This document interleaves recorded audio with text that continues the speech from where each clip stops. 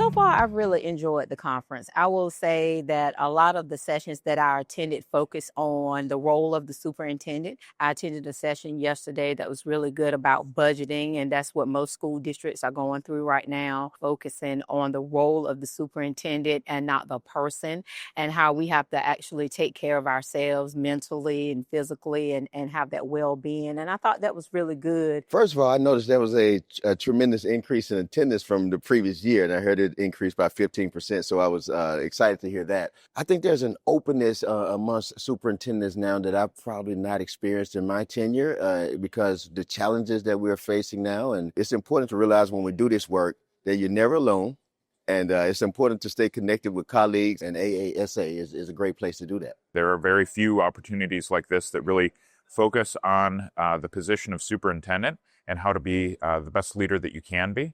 And so that's really helpful, and I would highly recommend it to any other leaders who want to attend. Education has to be a catalyst for maximizing potential of every learner. My hope for education is that we continue to be a place of welcoming and belonging and supporting every student.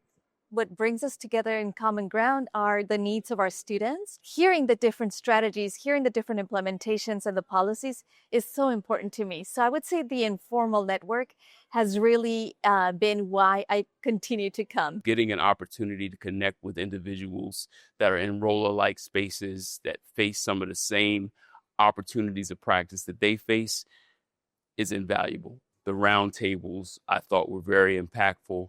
It gave colleagues from across the country an opportunity to connect with individuals that don't normally work in their demographic. More than 6,000 education executives are still willing to convene, still willing to grapple, still willing to unpack their productive struggle in their separate spaces and come to do it as a collective. My overall impression was, wow, this was definitely planned for us to learn, for us to grow, and for us to network.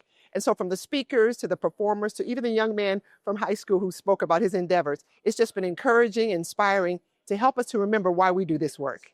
I loved it when Dr. Neville spoke. I think he gave a phenomenal, heartfelt story. He talked about the trials and tribulations he came from and where he is now. And that's the crux of AASA, isn't it? Our ups, our downs, our values, but again, having that North Star, that focus on the children, what we are here to do, whether I'm learning about business finances or a better way to communicate or how to storytell or how to make sure that our children are taken care of in every aspect. As a matter of fact, there's so many sessions, I wish I could squeeze them all into one podcast, but it's been phenomenal. It's been great. And I so enjoy AASA. Keep up the great work. Even though you held it on my birthday this year, I'm not mad at you.